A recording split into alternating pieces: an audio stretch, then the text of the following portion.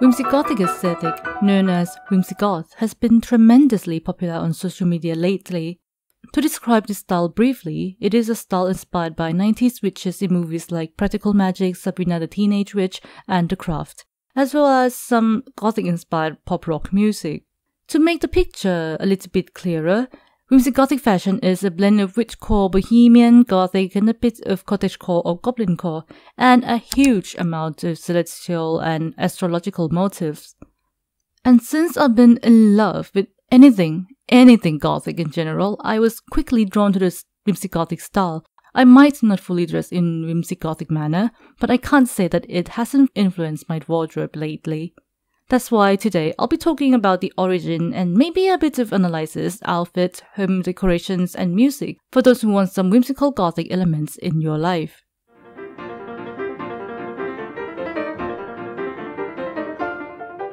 The history. The term Whimsigothic was coined by Evan Collins from the Consumer Aesthetic Research Institute, or CARI, the institute that gathers quite a lot of information about aesthetics. This Whimsigothic style was used to be named whimsical, mystical, gothic, celestial, which was luckily shortened to Whimsigothic. The tone of this aesthetic may be a bit dark, but is more playful and focuses more on the whimsical side than the gothic side. People might mostly call this style Whimsigoth, which I understand because it's easier and not a mouthful like the word Whimsigothic, but goth and gothic, despite being really closely related, are not exactly the same. But in short, this aesthetic has almost nothing to do with the goth rock music subculture. The Whimsigothic style might not be goth, but it's definitely gothic inspired, or has some gothic elements to it.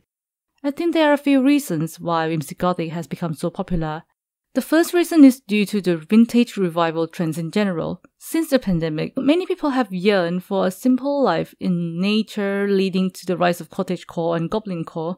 Also, fashion always has these recurring trends, like how the 90s and Y2K have come back after being out of trend for not that long. And I've recognized some groovy 70s design are coming back in graphic design as well.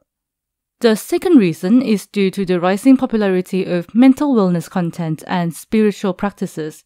Spiritual practices are prominently popular with the New Age movement since the 70s. People might say that the New Age era might have lost popularity since the 90s, but there are still a lot of witch films and series from the 90s, so the spiritual concept isn't completely gone. Another concept is rising again among millennials and Gen Z. It might be due to the uncertainties nowadays from political climate change problems, and so many other issues going on. And people are searching for peace and solace, and this has led many people to embrace spiritual and witch practices like tarot cards, crystal healing, astrology, and magic.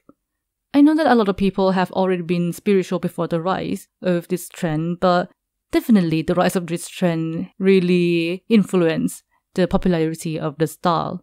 And the Whimsigothic style definitely fits perfectly with those who are into spiritual practices and witchcraft. Although some people might not be that into spiritual stuff, who wouldn't want to be a cool witch, right?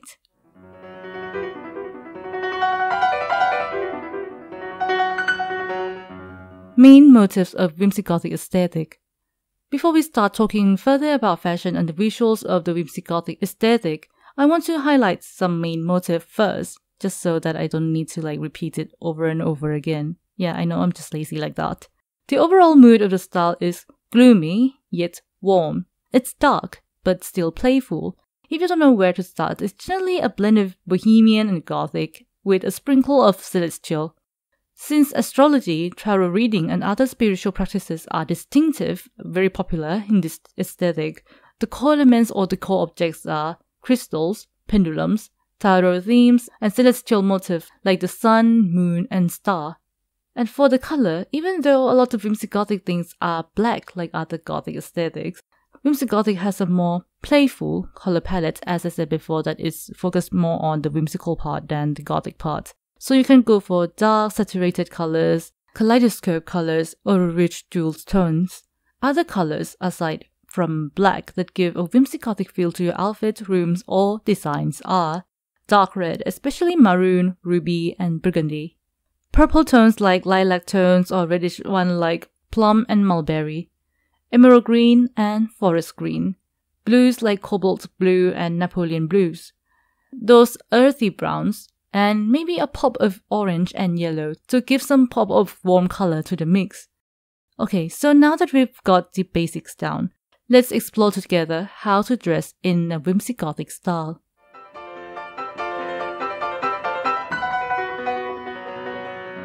Whimsigothic fashion. As mentioned earlier, the main theme of Whimsigothic is a mix of 70s bohemian fashion to give that earthy vibe, and the 80s gothic fashion for a bit of edge and a sprinkle of celestial elements to make it whimsical. It might have some silhouettes like crop top from the 90s and Y2K as well, since it's practically inspired from the movies from 90s. The overall style seems to be super witchy, sleek and opulent, and it undeniably appears feminine by default, but I'll also talk about how to make it more masculine later as well. In general, it would be best to start looking at vintage pieces since the style is inspired by the past so much. And this style is far from being minimal, it's eclectic and embraces maximalism, so layering and accessories are important. The silhouettes are mostly flowy and dreamy, but with a mix of some rough textures to make it more grounded. The recommended fabrics are velvet to get that shiny feel, laces and sheer, chiffons, tulles, muslin and netting. The best prints you can choose are dark floral patterns, paisley, celestial or psychedelic prints. For tops, velvet camisoles and mesh tops are very popular. Or you can wear wrap-around shirts and tie them in the front also. That would add as another layer to your outfit. Top with lace-up bodices or t-shirt with witchy patterns would bring in the witchy vibes so well. For bottoms, you might want to start with maxi skirts, especially the velvet or the patchwork ones. But if you like pants more, wide-leg trousers or bell-bottom trousers are wonderful. You might opt for corduroy pants, it will add some coziness to your outfit as well. And since layering are important, of course you'll need some cardigans, especially knitted one or crochet cardigans and shawls. Accessories are a part of layering, so look for anything crystal or celestial. I personally believe that gold typically works better because gold gives that pop of color, but silver also look like those shiny stars in the sky. Apart from the more elegant item, kitschy jewelry would work wonders as well. For headwear, you could go with the bohemian route with patterned head scarf, or go with the witchy one with the big floppy hats. And the best bags are tote bags, especially the colorful vintage patchwork ones, or knitted and crochet bags. And we must not forget talking about footwear. I believe pointy shoes will definitely take the witchy vibe, so that's an alternative. But we also need something sturdy that allows us to run in the forest. That's why the recommended shoes are chunky boots and canvas shoes. Well, actually, one of the most iconic whimsigothic fashion icons is Stevie Nicks from the band Fleetwood Mac. We often see her in flowy tunics, bat sleeve tops, shawls, bohemian flowing skirts, and dangling brass jewelry, and she pairs her flowy silhouettes nicely with platform boots or suede boots. Other icons you can search for inspiration are Anna Sui, Lisa Bonet, and Kate Bush. Now let's talk about makeup. The whimsigothic makeup would typically lean towards Y2K and gothic, but a little bit softer and more natural. You could use black with brown eyeshadow for warmth or lean toward purple if that fits you better. You can add some crystal gem eye makeup to make your look more whimsy. Dark, saturated lipstick like pink, purple or red would also look very nice.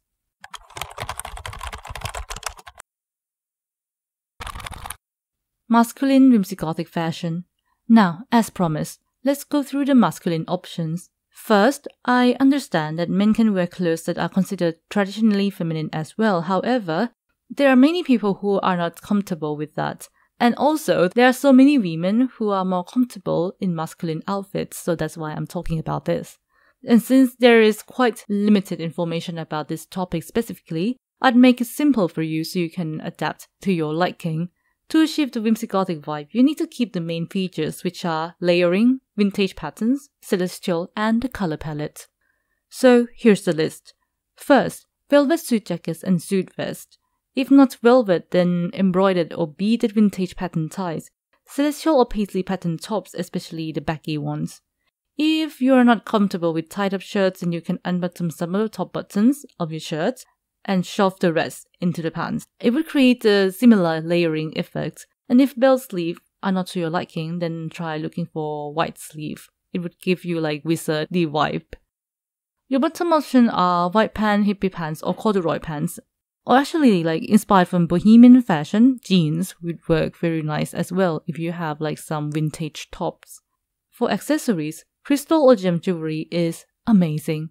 Try layering necklaces if that is your style, but if not, then get a chunky ring or big statement belt. Oh, and patterned scarf could be a nice layer to your outfit. And if you want to look for some more inspiration, you can blend items from male romantic goth, bohemian, and new romantic fashion, or from famous people like Lenny Kravitz, Hedy Slimane, and some of his Saint Laurent collection, and the vintage looks from Jim Morrison.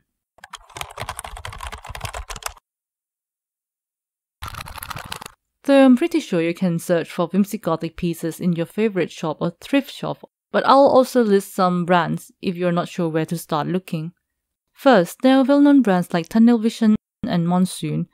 It could be pricey, but you can totally look for inspiration there. Or you can search items at gothic and alternative brands like Disturbia and Killstar and Midnight Hour, or bohemian brands like Free People, and there are some online and more local options which are Daisies Junk, TerraExchange, and RetroReflectorUK. I'll list these shops in the description as well.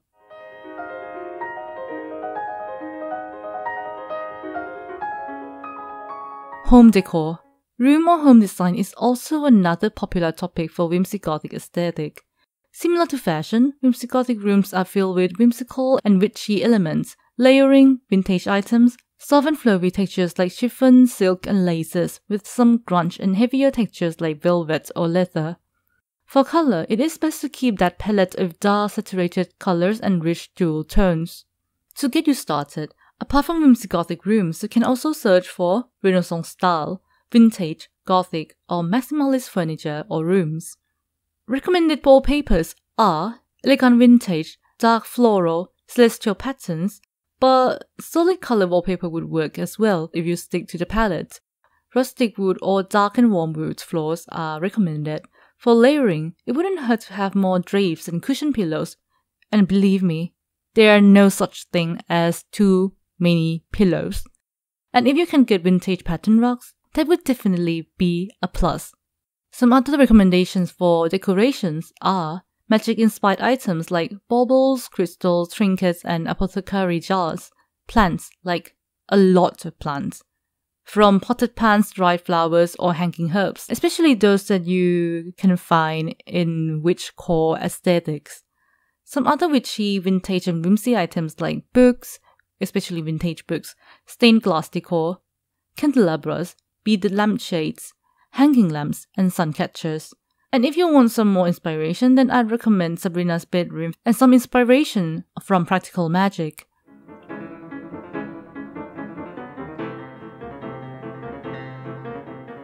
Music. I know whimsigothic isn't a music-based subculture, but since the fashion icon of the style is one of the best rock singers, and so many whimsigothic playlists include gothic rock and new wave songs, so who am I to resist talking about such a gem? The general vibe of whimsigothic playlist is similar to whimsigothic visuals. It's witchy and moody, but not too dark and not so focused on the macabre. The music is often soft and dreamy, but also mixes with the raw guitar sound and rapsiness of the vocal. The first type of music that often related to whimsigothic is rock music, like folk rock, alternative rock, indie rock, or pop rock. Recommended bands and artists are Juliana Hatfield, Veruca Salt, Boa, Alanis Morissette, Stevie Nicks Solo's albums, Fleetwood Mac, The Cranberries, Massey Star, The Smashing Pumpkins, Florence and the Machine, Susan Vega, Sarah McLachlan, and Kate Bush. I think Vashti Bunyan's new folk songs are amazing for whimsigothic playlists as well. Many of these rock bands also include songs that are categorized in dream pop, folk pop, indie pop, and alternative pop, which fit the moody yet still hopeful vibes well. Examples of the pop artists in this style are Fiona Apple, Julie Cruz, and Harvey. I know that the list that I just recommended could be a little bit overwhelming, so I'll list some of my favorite songs, which are Babushka by Kate Bush, Trouble in Shangri-La by Stevie Nicks, Do It by Boa. I know that not everyone has the same taste as me, but these are definitely worth trying. Despite the fact that Whimsigothic style are more influenced by Gothic-inspired pop rock songs, if you want something a bit more dark, then there are definitely Gothic rock, dark wave, new wave or ethereal wave bands for this aesthetic, especially The Cure, Cocteau Twins and Dead Can Dance. Aside from those bands, My Girlfriend is a Witch from October Country and Spellbound by Susie and the Banshees are amazing. These songs are a bit dark but are very spooky and very fun. You know what? I'll also add Virgin Prince Una Kalakulot to the recommendations just because I can.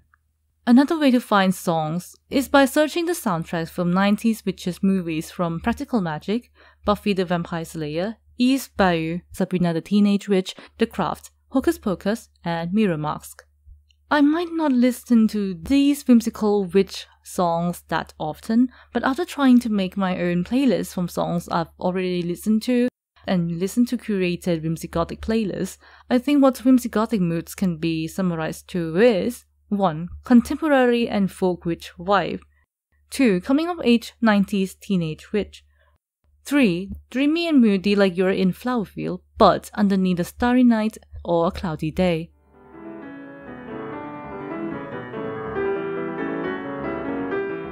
Let's wrap everything up. In general, Whimsigothic aesthetic is a whimsical style that blends witchiness and vintage into the mix. You can find clothes or decor items by searching for dark bohemian, vintage or gothic. Perfect for those who are spiritual, a witch, or in love with the concept of being a witch, or even those who want to look sleek and flowy but not too soft, or those who love darker aesthetics but still want pops of colors. Whimsigothic is eclectic, magical, dark, yet very, very playful. I hope this video is helpful to you, and that's all I have to say about the Whimsigothic aesthetic. If any of you have more suggestions for those who want to get into this aesthetic, whether it's fashion brand, room decor items, or songs, please feel free to comment them down. I hope you have an amazing day. See you on the next journey.